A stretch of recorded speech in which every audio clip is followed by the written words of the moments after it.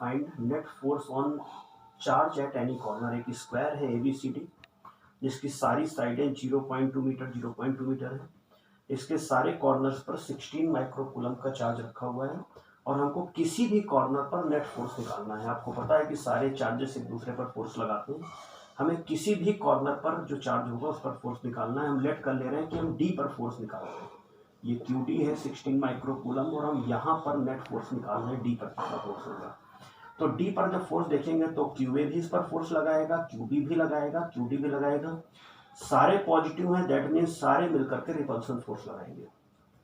जब QB force लगाएगा तो इसके लिए ये डिस्टेंस आपको चाहिए होगी, इसको पहले देख ले रहे हैं। अगर इसको हम लोग R लेट कर ले रहे हैं, ये डिस्टेंस अगर R है, ये सारी सेम है तो R है अगर, तो ये साइड R√2 होगी, R√2। अब देखते हैं force on QD due to FA। A से QD पर फोर्स अगर देखें, force on D due to अगर निकालें तो it is F1 1/4 pi epsilon naught QA QD upon R²।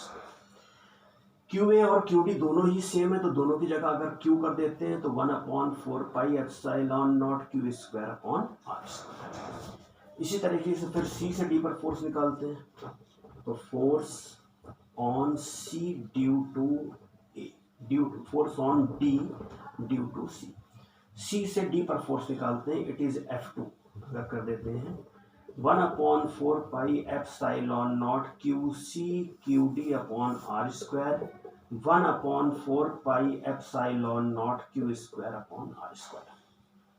इसके बाद ये देखिए दिख रहा है कि F1 और F2 दोनों सेम है।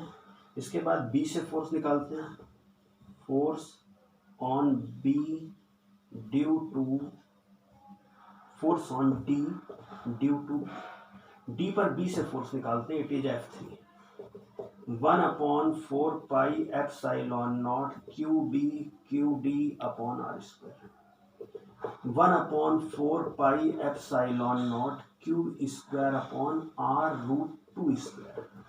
और जब इसे सॉल्व करेंगे तो ये आएगा 1/4 pi epsilon not Q²/2R²।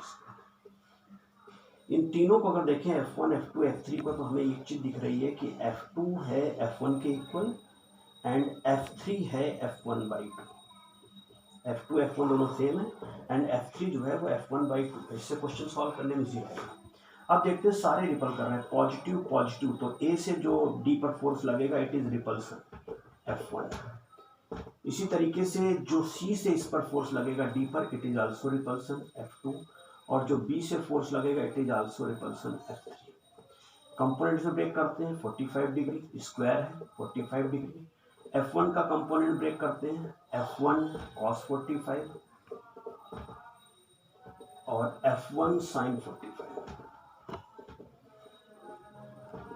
F2 को ब्रेक करते हैं, F2 cos 45 और F2 sin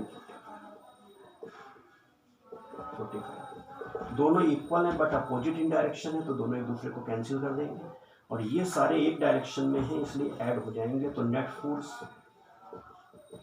force on D लगेगा F1 F2 cos 45 F3 plus F1 cos 45 plus F2 cos 45। sin 45 वाले अपोजिट डायरेक्शन में कैंसिल। F3 की जगह पर F1/2, F1 1/√2 और F2 की जगह पर भी F1 1/√2। इस पूरे को जब सॉल्व कर लेंगे it is equal to F1 1/2 plus √2, 1/2 plus F1 1/2 plus √2 ये आएगा। इसके बाद इसकी वैल्यूज निकालनी है। अगर हमें तो वैल्यू निकालने के लिए सबसे वैल्यू पुट कर देते हैं यहाँ पे।